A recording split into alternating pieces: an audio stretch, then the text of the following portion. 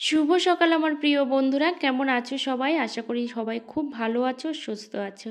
সকাল সকাল দেখো এই যে বসে পড়েছি মুরগিকে ওষুধ খাওয়ানোর জন্য। সুন্দরবনের একটা ছোট্ট গ্রাম থেকে আমি অনুমিতা, ব্লগার অনুমিতাতে তোমাদের সবাইকে জানাচ্ছি স্বাগত। আর আজকে হচ্ছে সরস্বতী পূজা। তো আজকে দেখো ছোটোবেলার দিনগুলো না খুব মনে পড়ছে। শুধু ছোটোবেলার দিনগুলো নয়, সাথে সাথে স্কুল কলেজ যেভাবে কাটিয়েছি সেই দিনগুলো না খুব বেশি করে মনে পড়ছে। যেরকম সরস্বতী পূজার আগের দিন থেকে কত সাজগোজ কত কিছুই নিয়ে সময়টা কাটতো, যে কখন সরস্বতী পূজার সকালটা আসবে, মানে ভোরটা হবে আর স্নান করে স্কুলে যাব, কলেজে যাব। আর এখন দেখো সংসারে কোথায় রান্না করব, কোথায় মুরগিকে খাওয়া দেবো, এই সব চিন্তাভাবনা করতে করতেই কিন্তু দিন কেটে যাচ্ছে। তো এটাই হচ্ছে পরিবর্তন, কারণ মানুষ হচ্ছে সময়ের সাথে সাথে কিন্তু পরিবর্তিত হয়। ঠিক তেমনভাবেই কিন্তু আমাদেরও ঠিক একঘেয়েমি জীবন নিয়ে চললে কিন্তু চলবে না। আমাদেরও চেষ্টা করতে হবে নিজেকে পরিবর্তন করার। হ্যাঁ, তখন আনন্দ করতাম বলে এখন আনন্দ কিন্তু আমাদের অন্যভাবে করতে হবে। তখন কিন্তু আমাদের টাকা পয়সার চিন্তা ছিল না, আমাদের সংসারের চিন্তা ছিল না, কিভাবে খাবো, কিভাবে চলবো, বা ভবিষ্যতে আমাদের কি হবে, সেই সব নিয়ে কিন্তু আমাদের কোনো ভাবনা চিন্তা কোনো কিছুই ছিল না। কিন্তু এখন এখন কিন্তু সব সময় মাথার মধ্যে ঘুরতে থাকে কিভাবে রোজগার করা যায় বা কিভাবে ভবিষ্যৎকে ভালো করা যায়, সেই চিন্তা কিন্তু মাথার মধ্যে আমাদের ঘুরতেই থাকে। আমার তো এটা সব সময় ঘোরে, জানি না অনেকের ঘোরে কিনা, তবে বেশিরভাগ মানুষেরই কিন্তু ঘোরে। আর কিছু কিছু মানুষের কিন্তু কম ঘোরে, মানে মহিলাদের কিন্তু এই ভবিষ্যৎ পরিকল্পনাটা খুবই কম। এখন চলে এসেছি দেখো, এই যে মায়ের পূজা হচ্ছে, সরস্বতী মায়ের পূজা, তো এখানে কিন্তু চলে এসেছি। আর এখানে হচ্ছে প্রাইমারি স্কুলের পূজা। তো গত বছর যেখানে গিয়েছিলাম অঞ্জলি দিতে, এবছর কিন্তু সেখানে যাইনি, এবছর হচ্ছে আরেকটা স্কুলে কিন্তু এসেছি। আর পূজা অলরেডি কিন্তু শুরুও হয়ে গেছিলো। ওই যে ছুটতে ছুটতেই কিন্তু আসা এক প্রকার, ঠিকঠাক করে নিজেকে রেডি করারও সময় পাই না আর। তো এখানে দেখো পূজা হচ্ছে, পূজা কিন্তু শেষও হয়ে গেছে। আর হোম যজ্ঞ সব কিছুই হয়ে গেছে। আসলে সবাই তো আর সব জায়গায় ভিডিও বানায় না, সেই জন্য না সব জায়গায় আমি কমফোর্টেবল ফিল করি না। তো মায়ের কাছে আমার একটাই চাওয়া, সবাই যেন ভালো থাকে, সুস্থ থাকে, সবার যেন বিদ্যা বুদ্ধি হয়। আর তারপর হচ্ছে অনেকটা কিন্তু সময় কেটে গেছে রান্না বান্না, সেগুলো আর তোমাদের সঙ্গে শেয়ার করে নিই। এখন হচ্ছে বিকালবেলা আমি যাচ্ছি একটা ননদের বাড়িতে। তো আমার ননদের বাড়ি নয়, আমার হচ্ছে কাকা শ্বশুরের মেয়ের বাড়িতে। তো আমরা হচ্ছে যাচ্ছি অনেকজন, গিয়ে সেখান থেকে ঘুরে ফিরে অনেক কিছুই খাওয়া দাওয়া করে চলে এসেছি। তখন আর ভিডিও করা হয়নি, কারণ সবাই সব কিছু ভালোভাবে বা সহজভাবে নেয় না, অনেকে ভিডিও করাটা একটু বাঁকা চোখেই নেয়। তো আমি সেই দিকে কান কখনোই দিই না। তারপরে দেখো এখানে একটু আমি বিরিয়ানির জন্য চাল কিনবো। জানি না বিরিয়ানি কবে হবে, কিন্তু বিরিয়ানির চালটা নিয়েছিলাম। এটা তারপরের দিনেরও সকালবেলার ভিডিও। আসলে না সেভাবে আর ভিডিও শ্যুট করা হয়ে উঠছিল না, বা হয়ে ওঠেনি, সেই জন্য ওই অল্প অল্প করেই কিন্তু ভিডিও তোমাদের সঙ্গেই শেয়ার করেছি। কি বলতো, গতকালকে আমার হাজব্যান্ড আমাকে বলছিল যে তুমি কোনো দিন যদি নিজে পায়ে দাঁড়াতে পারো, কিংবা তুমি যদি একটা ভালো ফলোয়ার্স গেন করতে পারো, বা তোমাকে যদি মানুষ কখনো চেনে, অবশ্যই তুমি সে বলতে পারবে যে না, আমি সংসারের কাজ বাজ সব কিছু সামলে, সংসারটাকে সামলে তারপরে কিন্তু আমি ভিডিও করে তারপর এই জায়গাটাতে এসেছি। তো সেই জন্য অবশ্যই ধৈর্য ধরো, ধৈর্য ধরে কাজ করো, ঠিক আছে? তাই বলে সব কিছু ছেড়ে দিয়ে কিন্তু ভিডিও নয়। হ্যাঁ, আমিও সেটাই জানি, একটা মেয়ে যখন চাকরি করে সেও কিন্তু সংসারের সব দিকটা সামলে তবেই কিন্তু সে চাকরিটা করতে যায়।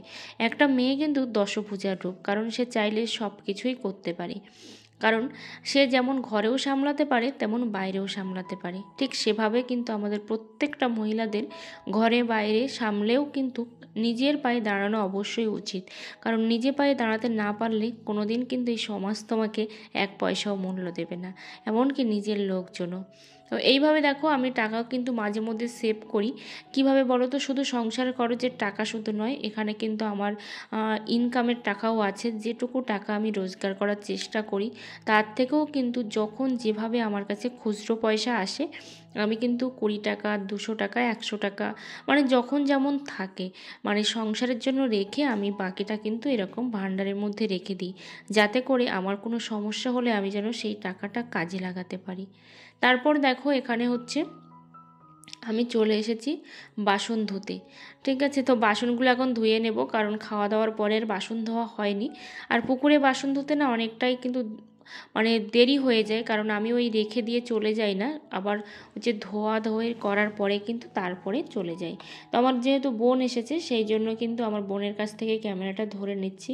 তো একটু কেউ থাকলে কিন্তু সুবিধাই হয় ক্যামেরাটা ধরে দেওয়ার জন্য, না হলে একা একা না খুবই অসুবিধা হয়ে যায়।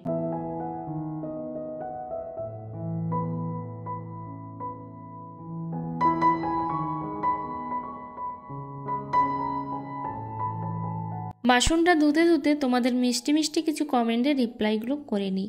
সীমা ব্লগ দিদিভাই লিখেছে, খুব সুন্দর রান্না, থ্যাংক ইউ দিদিভাই।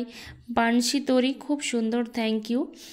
চারিদিকে গাছ থাকার কারণে প্রচুর একটা নোংরা জমে গেছিলো, সেই নোংরাগুলো দেখো, মানে নোংরা বলতে পাতা খড় এইগুলো কিন্তু এখানে জ্বালিয়ে দেওয়া হচ্ছে, কারণ একটু কিন্তু ছাইও হবে, সাথে সাথে জায়গাটাও কিন্তু পরিষ্কার হয়ে যাবে। এটা পরের দিন সকালবেলার ভিডিও। দেখো আমার বোন হচ্ছে চলে যাচ্ছে, সাথে গোপালকে নিয়েও যাচ্ছে, কারণ গোপালকে বেশি দিন রাখবো না, যদিও যেহেতু আমাদের বাড়িতে একটা মেয়ে হয়েছে, তো সেই নিয়ম অনুযায়ী কিন্তু কয়েকদিন 6 দিন হচ্ছে ভোগ সন্ধ্যা দেওয়া যায় না, আর গোপাল সোনাকে তো না খাইয়েও রাখা যায় না। যেহেতু বোন এসেছিলো সেই জন্য বোনের সঙ্গে কিন্তু পাঠিয়ে দিচ্ছি, আবার কয়েকদিনের মধ্যেই কিন্তু নিয়ে চলে আসবো আমি, কারণ আমার ভালো লাগে না গোপালকে ছেড়ে থাকতে, কিন্তু কি করব, পরিবেশ ও পরিস্থিতি কিন্তু এমনভাবেই কিন্তু গোপালকে আমার কাছ থেকে নিয়ে যায়। তো এখানে দেখো হচ্ছে গাড়িতে উঠে যাচ্ছে, আর সাথে হচ্ছে এখন সকালবেলা তো রান্না করেছিলাম, আলুর ডাল করেছি আজকে যেহেতু নিরামিষ বার সেই জন্য, আর সেটা তোমাদের সঙ্গে সত্যি শেয়ার করা হয়ে ওঠেনি। তো এখন ওকে গাড়িতে তুলে দিলাম, ও গাড়িতে তুলে দিয়ে তারপর হচ্ছে বাগানে চলে এসেছি। দেখো শুধুমাত্র আলুর ডাল করে বড়ি দিয়ে কিন্তু ওকে খেতে দিয়েছিলাম, আর তারপর এখন একটু তরকারি রান্না করব, তার জন্য বিট কপিও তুলে নিচ্ছি। আর দেখি বাগানে এসে যে গরুতে কি অবস্থা করেছে, অর্ধেক খেয়ে নষ্ট করে ফেলেছে। আর সুধাদিবর দিদিভাই লিখেছে, শাড়িটা কেটে চুড়িদার করো না, শাড়িটা কিন্তু খুবই সুন্দর, সবগুলো দারুণ, থ্যাংক ইউ দিদিভাই। কিন্তু কি করব বলো, যার শাড়ি সে তো কাটতেই বলেছে, সেই জন্য তো আমাকে কাটতেই হবে, আমার নিজের ইচ্ছা হলে তো আর হবে না, কারণ নিজের জিনিসের উপর নিজের ইচ্ছাটা কিন্তু সবথেকে বেশি চলে, নিজের জিনিস না হলে কিন্তু সেই ইচ্ছাটা চলে না। এমবি কালেকশন লিখেছে, আপু আপনাকে অনেক ধন্যবাদ, অনেক কাজ করেও যে ধৈর্য ধরে চলছো, খুব ভালো লাগে আপনার ভিডিও। শুভরাত্রি। শুভরাত্রি দাদাভাই, সবসময় সবাই ভালো থাকবে, সুস্থ থাকবে, আর সাথে সাথে নিজের কাজ নিজের দিক লক্ষ্যে কিন্তু সবাই পৌঁছানোর চেষ্টা করবে। তো এখানে দেখো আমি হচ্ছে ঘেরা বাঁধছি, যেহেতু প্রচুর পরিমাণে ছাগল ঢুকছে এখান দিয়ে, আর বাগানের সমস্ত জিনিসপত্র না খেয়ে ফেলছে, সেই জন্য কিন্তু এখানে ঘেরা দেওয়া হচ্ছে। আর সাথে দেখো এখানেও ভাবছি একটা দেওয়া হবে, কিন্তু দেখা যাক পরবর্তীকালে কি করা যায়। আসলে কাজ করতে শুরু করলে না অনেক কাজই করা যায়, কিন্তু কাজ করতে শুরু না করলে একদমই করা যায় না। ওখান থেকে ঘেরা বেঁধে তারপরে দেখো চলে এসেছি ছাদে। ছাদে এসে বেশ কিছু জিনিসপত্র গতকালকের এগুলো কিন্তু মেলে দেওয়া হচ্ছে, কারণ মেলে না দিলে না ভালো করে শুকোয়নি, সেই জন্য আসলে সব দিকটা সামলে ওঠা খুবই কষ্টকর। আর সাথে এতটা টেনশন মাথার মধ্যে কাজ করছে এই ফেসবুকটা নিয়ে যে কি করব। আসলে ফেসবুক চালাতে না হিমশিম খেয়ে যাচ্ছি, কেন জানি না, মাঝে মধ্যে মনে হচ্ছে সব কিছু ছেড়ে দিয়ে বসে থাকি, আমার দ্বারা কোনো কিছু হবে না, আর আমি কোনো কিছু পারবও না, সবসময় না এরকম মাথার মধ্যে ঘুরছে। আর সাথে সাথে না নিজের উপরে একটা প্রেশার পড়ছে এত পরিমাণে যে নিজে যেন কোনো কাজই করতে পারছি না, কোনো কাজ না সাকসেস হচ্ছে না, এরকম একটা ব্যাপার, প্রচণ্ড একটা চঞ্চলতা মনের মধ্যে তৈরি হয়েছে ফেসবুক ফেসবুক করে।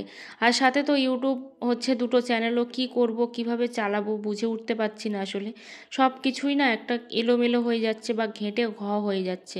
আসলে এতগুলো চ্যানেল মেনটেন করাটাও না অনেকটা টাপের ব্যাপার, বিশেষ করে যদি একা হাতে করা হয়, তাই না? আবার ওই যে ফেসবুক ইউটিউবের কিন্তু রুলস দিয়েছে যে তুমি যদি 4000 ঘন্টা ওয়াচ টাইম যদি 1 বছরের মধ্যে কমপ্লিট করতে না পারো, সাথে হচ্ছে 1000 সাবস্ক্রাইবার, তাহলে কিন্তু তোমার চ্যানেলটাকে ডিমনিটাইজড করে দেওয়া হবে।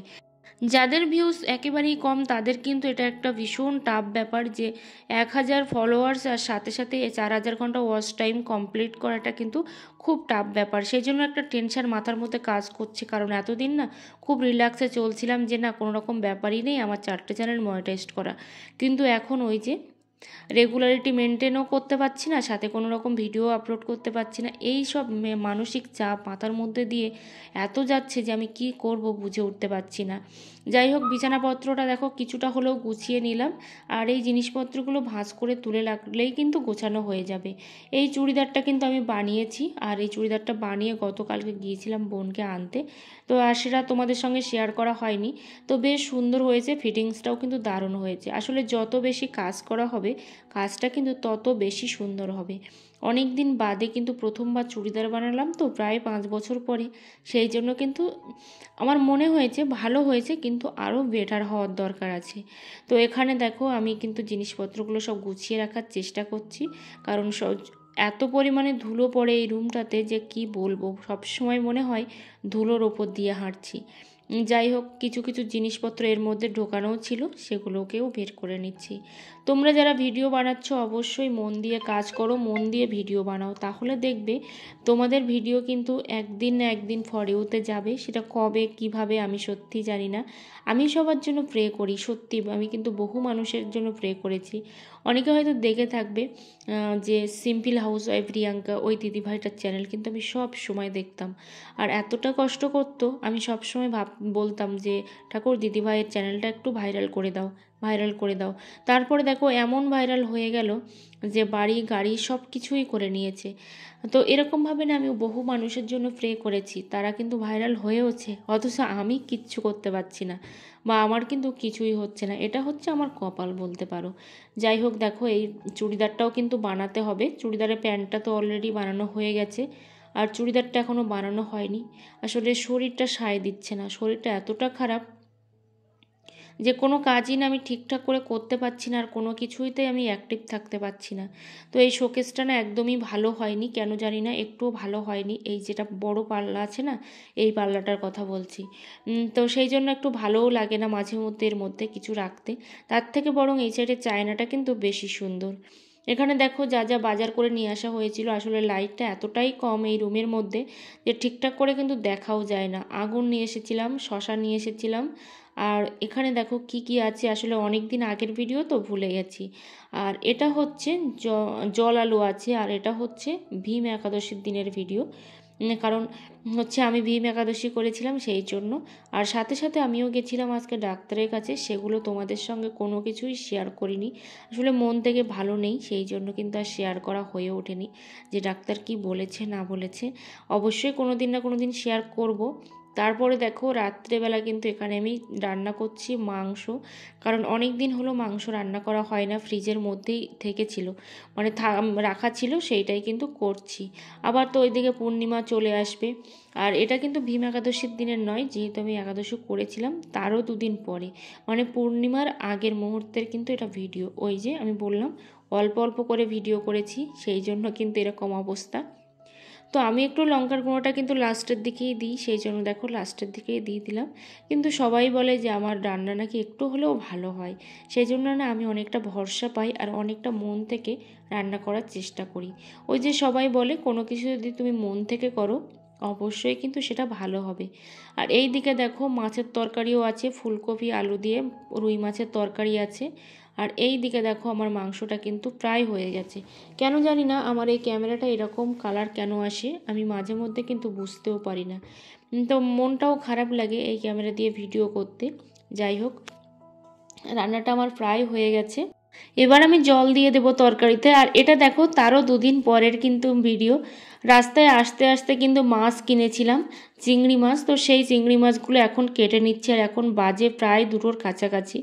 এখনও কিন্তু রান্না হয়নি, রান্না হবে। ওই যে হবে হবে করে কিন্তু লেট করে ফেললে তারপরে যে কতটা প্রবলেম হয় সেটা যে করে সেই কিন্তু বোঝে। তো আমার হাজব্যান্ড একটু হেল্প করে দিচ্ছে রান্নাতে, কারণ এই মাছগুলো কাটতেও কিন্তু আমার অনেকটাই সময় লেগে যাবে। তো দেখো ক্যামেরাটা কিন্তু যেমন দিনের বেলাতে বাইরে কিন্তু একরকম দেখায়, ঘরের মধ্যে একরকম। সবাই ভালো থেকো।